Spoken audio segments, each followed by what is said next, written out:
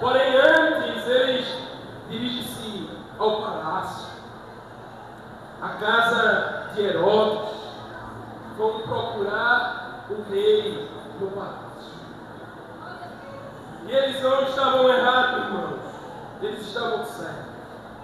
Porque o local de procurasse o rei é no palácio.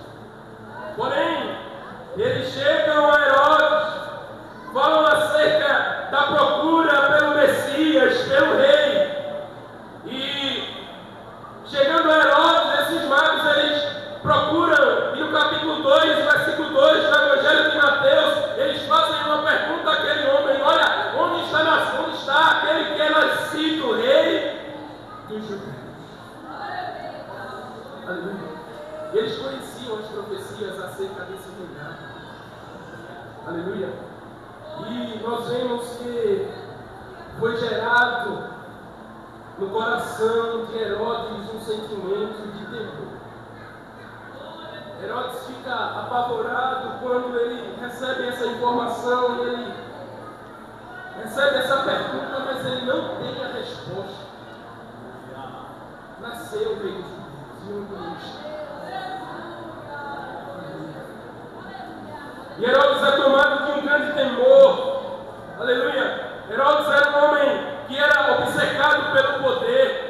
E ao ouvir essa pergunta dos magos, ele se perturba muito, porque ele sabia que esse rei, ele havia nascido segundo a profecia, mas não estava na sua casa.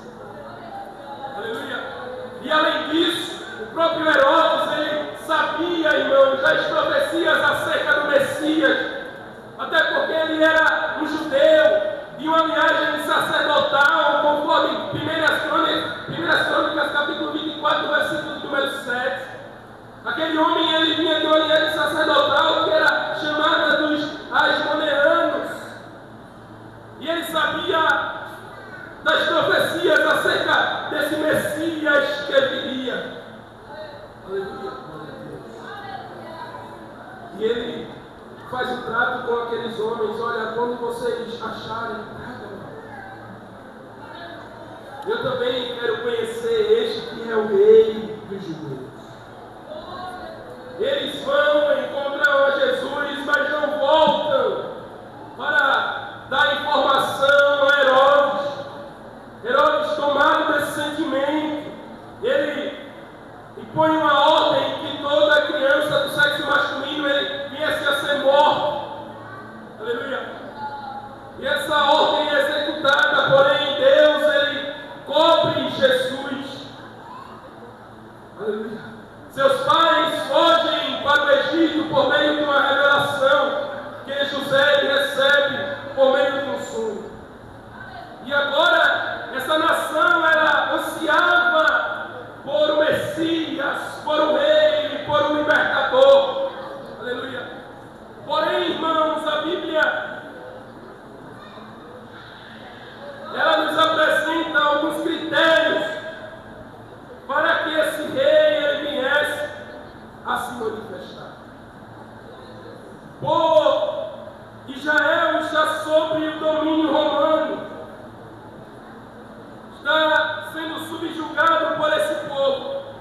Eles esperavam que esse rei, que esse Messias, ele viesse com um poder político, que ele viesse com uma força política para libertar aquela nação do Império Romano. Porém, este rei agora ele surge, e um dos critérios para que ele fosse rei seria ser descendente de Davi. Há várias referências que poderíamos ler, mas leremos apenas Mateus capítulo número 1, versículo número 6. Quando o evangelista Mateus ele fala acerca da descendência ou da genealogia de Jesus, no versículo número 6 ele diz assim: olha, Jessé gerou a Davi, e o rei Davi gerou a Salomão, da que foi mulher de Urias. Observe que no primeiro critério para Jesus ser rei, ele se enquadra, que é ser a descendência descendência de Davi. Paulo ele também corrobora com isso em Romanos capítulo 1, versículo número 13. Mateus ele repete isso no capítulo 9, no versículo número 27, entre outras referências.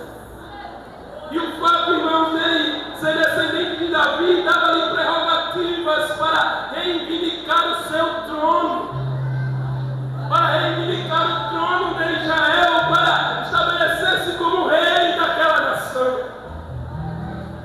Mas havia um segundo critério para que o rei ele fosse declarado ou fosse instituído em uma nação. E era ser ungido. Aleluia. E eu acho interessante, irmãos, que esse termo ungir, ele vem do hebraico amashia, que significa ungido ou separado. Nós observamos que antes de Jesus se levantam alguns homens dizendo-se ser o Cristo, ser o Messias. E na defesa de Gamaliel aos apóstolos, em Atos capítulo de número 5, versículos 36 e 37, Gamaliel ele fala isso: olha, antes de Jesus, antes desse povo, levantaram-se uns dizendo-se o Messias, mas o reinado dele, o império deles acabaram. Aleluia. Mas tenham cuidado, porque se vocês estiverem lutando contra esses homens e essa obra for de Deus, vocês estarão lutando contra Deus. E a unção, irmãos, no Antigo Testamento e em toda a Bíblia, ela era usada para consagrar pessoas para alguns objetivos. Primeiro, era para consagrar profetas, conforme em 1 Reis, capítulo 19, versículo número 16. Segundo, era para instituir sacerdotes, conforme Levíticos, capítulo 4, versículo número 3. E terceiro, era para instituir reis, conforme 1 Samuel, capítulo de número 15, versículo número 13, e o capítulo de número 10, versículo de número 1. E nós observamos, irmãos, que a palavra do Senhor, ela nos apresenta Jesus como ungido de Deus. No capítulo 4, versículo 18 e 19 do Evangelho de Lucas, o próprio Jesus, quando entra no templo, ele diz: o Senhor me ungiu. Ele está lendo Isaías, ali ele diz: olha, o Senhor me ungiu para pregoar salvação, para pregoar boas novas, para trazer liberdade aos cativos. Ele mesmo estava dizendo: eu sou o ungido de Deus. Eu me enquadro nesse segundo critério para o reinado. Aleluia. No testemunho de André, no capítulo de número 1, e o versículo 41, no Evangelho de João, ele diz: olha, nós encontramos o ungido, nós encontramos o Messias, o ungido de Deus, o Cristo. Aleluia. E Jesus, irmãos, falando acerca do seu reinado, aleluia, ele fala algumas vezes que o seu reinado ele não seria um reinado terreno. Aleluia. Havia uma expectativa, e o povo alimentava essa expectativa de um reino político, de um reino terreno. Até mesmo alguns dos seus discípulos estavam com isso no seu coração, que aquele reinado seria um reinado da terra, seria um reinado daqui. Eles alimentavam na sua mente que esse reinado de Jesus, esse rei que Jesus era, ele traria consigo algumas libertações políticas para aquela nação. Nós observamos que Tiago e João, os irmãos, eles pediam a Jesus para gozar de posições e oportunidade no seu reino.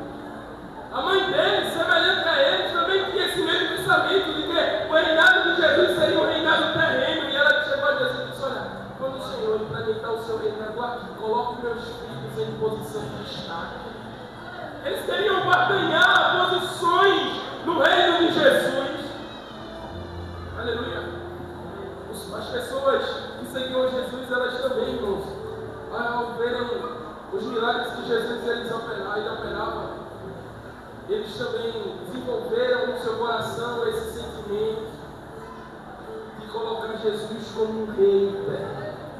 Quando Jesus ele multiplica pães e peixes, em João capítulo de número 6, versículo número 15, as pessoas vão até Jesus e querem fazer dele do rei. Veja. Aleluia. Jesus ele também faz algumas declarações acerca do seu reinado.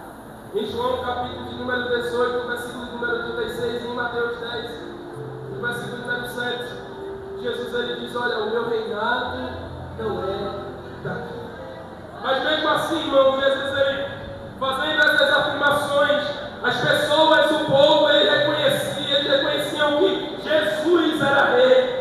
No capítulo 19, versículo 38 do Evangelho de Lucas, quando Jesus vai entrando na cidade, as pessoas elas começam a se aglomerar e começam a cantar hosannas das alturas. É aqui, está sendo apresentado para nós, está entrando aqui na cidade o rei enviado do Senhor, o ungido do Senhor, o Messias. Nós observamos, irmãos, que alguns personagens bíblicos, eles tiveram a vida impactada ao reconhecer Jesus como rei. A mulher cananeia, no capítulo 15 do Evangelho de Mateus, quando aquela mulher ela depara-se com Jesus, estava com a filha em casa miseravelmente endemoniada. Ela vai até Jesus, que os discípulos pedem para que Jesus despedisse ela. E aquela mulher, ela ensina insistente com Jesus. Ela diz: olha, filho de Davi, tenha misericórdia de mim. Quando aquela mulher diz para Jesus que ele é o filho de Davi, ela estava dizendo: olha, eu reconheço que o Senhor é rei. Eu sei que o Senhor é descendente de Davi e o Senhor herdará esse trono. Meu rei, tenha misericórdia de mim. O cego de Jericó, sentado à beira da estrada, quando ouviu falar de Jesus, clamou: filho de Davi, rei de Israel, tenha misericórdia. Aleluia. Nossa irmã nos antecedeu, ela disse aqui que o ladrão da cruz, quando estava prestes a morrer, que um zombava, o outro disse: não, nós estamos aqui por causa dos nossos feitos, dos nossos pecados, mas esse homem nada fez. E aquele homem dirigindo a palavra a Jesus, nos seus últimos minutos de vida, ele diz: ei, eu sei que o Senhor é rei.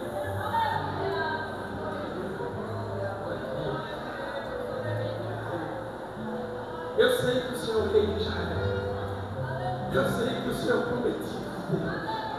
Eu sei que o Senhor é ungido, é o Rabaxi. Eu reconheço isso, o Senhor é meu rei. Olha, eu estou morrendo aqui pelos meus pecados, mas faça uma coisa por mim. Quando o Senhor chegar no seu reino, lembre-se de mim.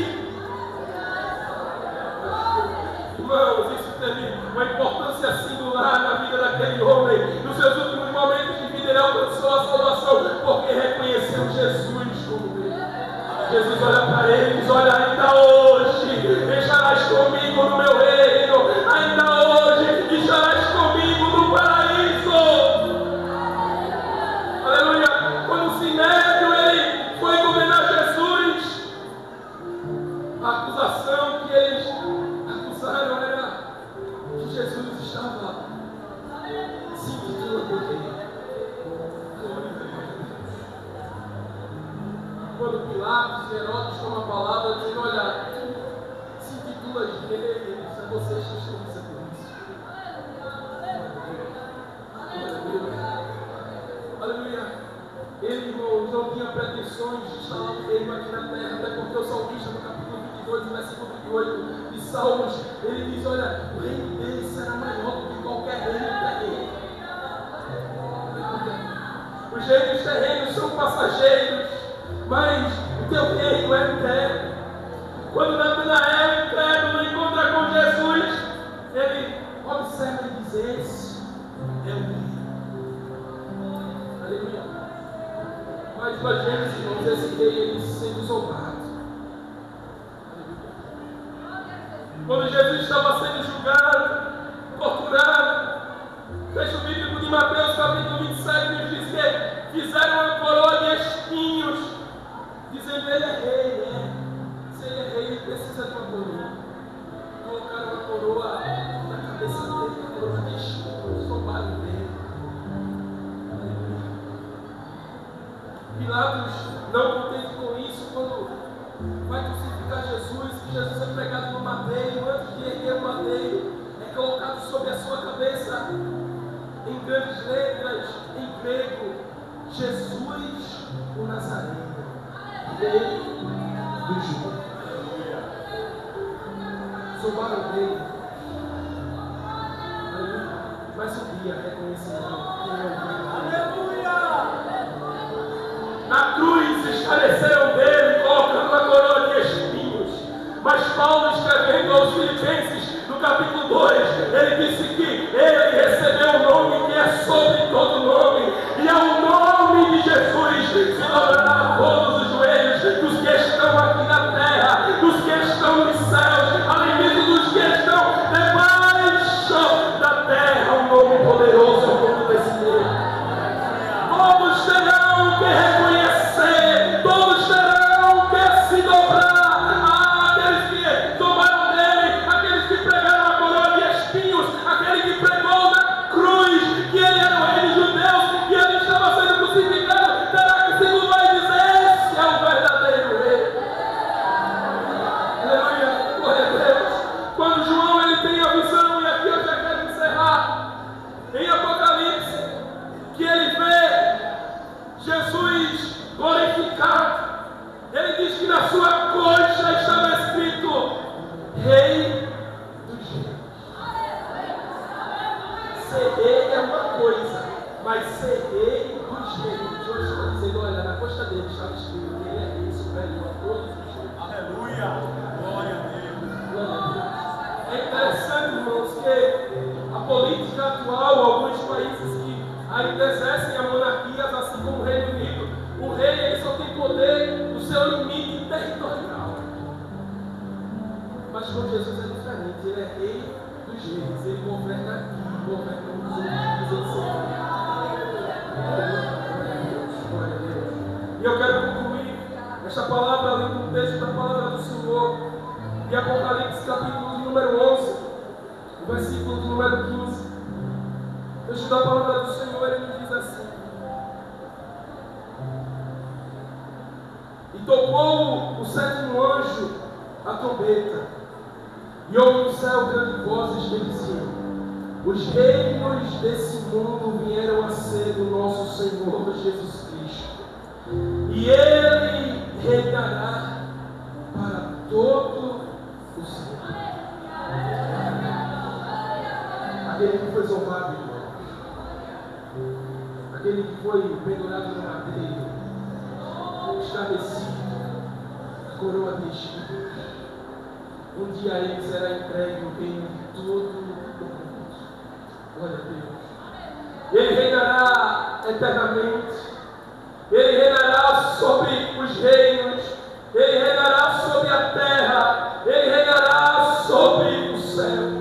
E você nessa noite pode fechar os seus olhos aí onde você está e adorar esse rei, e dizer que está aqui por causa dele, e dizer que está aqui porque ele merece toda a honra, toda a glória, todo o louvor. Aleluia. Assim como aqueles que reconheceram que ele era rei, tiveram a sua vida mudada, nesta noite o Senhor ele pode mudar a tua vida. Ele é rei, mas o seu reinado está aqui no meio de nós, o seu cetro está imposto sobre nós, a sua glória é derramada sobre a sua igreja nessa noite, a sua glória, a sua graça, o direito de adentrar o seu reinado.